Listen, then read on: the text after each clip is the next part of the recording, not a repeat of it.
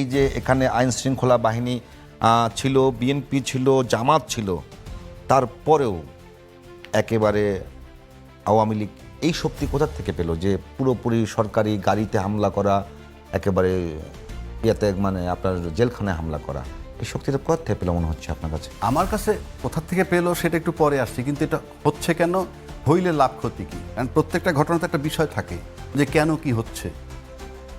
আপনি মনে করেন এই মুহূর্তে যদি আমরা ভালোভাবে চিন্তা করি, বাংলাদেশে নির্বাচন চায় কারা আর নির্বাচন চায় না কারা, তার আগে যদি একটু পিছনে যাই, লন্ডনে তারেক জিয়া সাহেবের সাথে যে বৈঠক হলো 13ই জুন ইউনূস সাহেবের সাথে, অনেকে বলছে, জামাতের মতো দলও বলছে তার সাথে আলাদা বৈঠকের কি, এরকম কথা আসছে যে লন্ডনে গিয়ে তার সাথে, যেমন বিবৃতিতে বলছে। হ্যাঁ, প্রশ্ন হচ্ছে আমি সরকার প্রধান, আমি তো রাজনীতি করতেছি, এখন তামাশা করতে বসি নাই।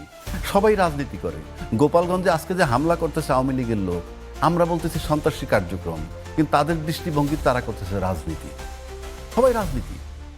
এখন ইউনূস সাহেবের একটা রাজনীতি, তারেক জিয়া সাহেবের সাথে দেখা করছে, এটা অপরাধটা কি? আমি আমার রাজনীতি করব, শান্তিপূর্ণ নির্বাচন দিব, তাতে যদি তারেক জিয়া সাহেবের সাথে কথা বললে আমার লাভ হয়, অসুবিধাটা কোথায়? অসুবিধাটা হচ্ছে অন্য জায়গায়। তারেক জিয়া সাহেবের সাথে কথা বলার পর নির্বাচনটা চলে আসছে ফেব্রুয়ারির মাঝামাঝি।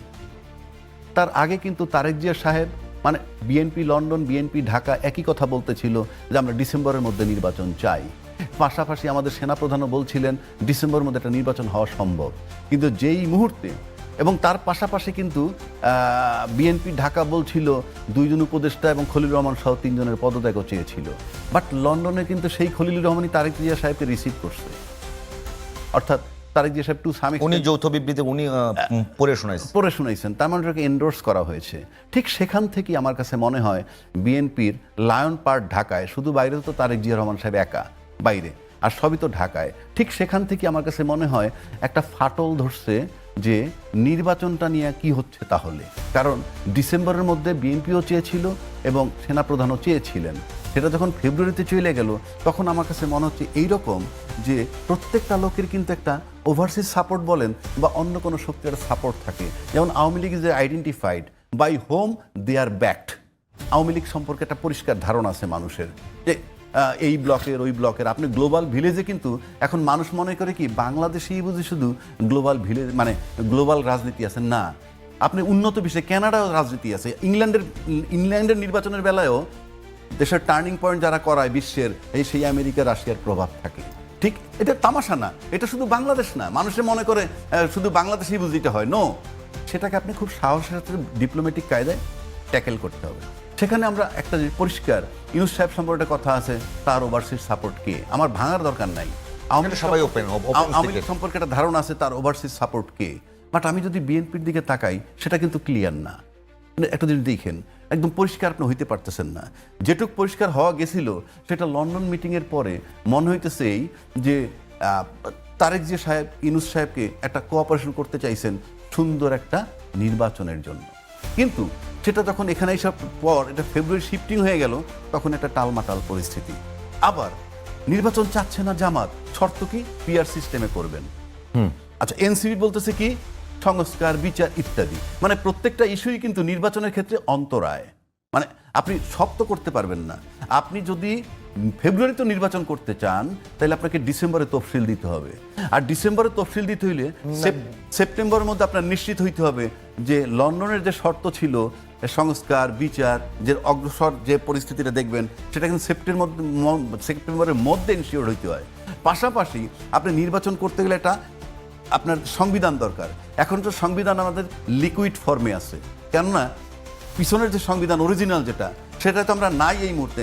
আমরা বলছি ওটা বাদ হয়ে গেছে, কিন্তু সংস্কার প্রক্রিয়া যখন চলতেছে তখন একটা জায়গায় একটা সংবিধান দাঁড়াইতে হবে। সুতরাং লিকুইড, এই যে লিকুইড জিনিসটা তো আপনাকে সলিড করতে হবে, সেটাও আপনি করেননি। তাহলে নির্বাচনের নিশ্চয়তাটা কি? 1, 2, এই নির্বাচন যেভাবেই হোক বিএনপি জিতবে।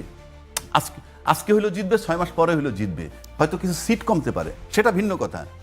কিন্তু এদের ভিতরে যে একটু লড়াই, এই যে মত অনৈক্য, পিআর সিস্টেম হবে নাকি ইত্যাদি ইত্যাদি যে লড়াইটা হচ্ছে, মৌলিক কতগুলো লড়াইয়ের কারণে স্থির হইতে পারতেছে না, এতে লাভবান কি হবে সেই জায়গাটা আপনাকে দেখতে হবে। এই যে পতিত সরকার যে আওয়ামী লীগ, সে কিন্তু দুর্বল নয়, তার একটা অংশ কিন্তু বঙ্গভবনে বসা আছে, আর একটা অংশ কিন্তু বলছিল ইনক্লুসিভ নির্বাচন দেখতে চাই। সে প্রশাসনের লোক, কিন্তু ইনক্লুসিভ নির্বাচন চায়। ইনক্লুসিভ নির্বাচন মানেই আওয়ামী লীগ সহ, এই যে একটা ব্যাপার।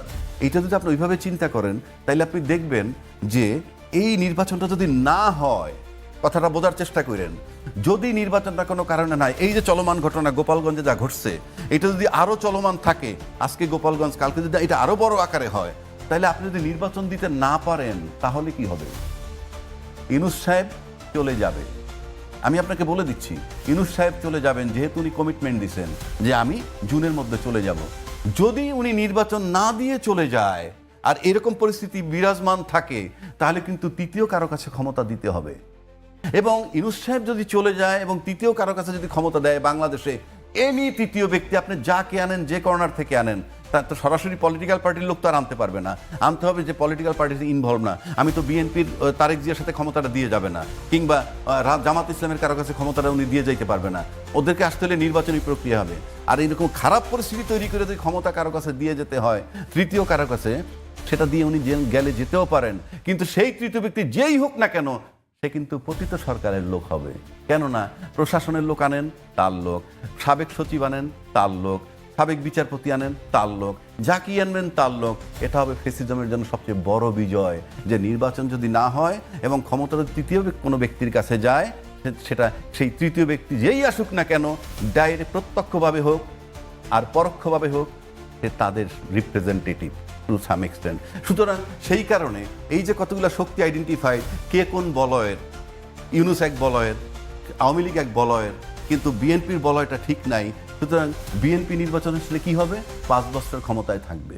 5 বছর যদি ক্ষমতায় থাকে, ফ্যাসিজম 5 বছরের জন্য কিন্তু আড়াল হয়ে যাবে। আর্মি, পুলিশ, মানে এপিবিএন সবাই থাকলো, সেই আইন শৃঙ্খলা বাহিনীকে গোপালগঞ্জে নির্বাচন করতে পারবে যদি আর আওয়ামী লীগ না চায়? এখানে তো নির্বাচনের প্রশ্ন নাই। যদি আওয়ামী লীগ যদি নির্বাচন চায়, আওয়ামী লীগ? নির্বাচনের সময় যদি আওয়ামী লীগ মনে করে গোপালগঞ্জে নির্বাচন হতে দেবো না, তাদের সমাবেশ নিশ্চিত করতে পারে না।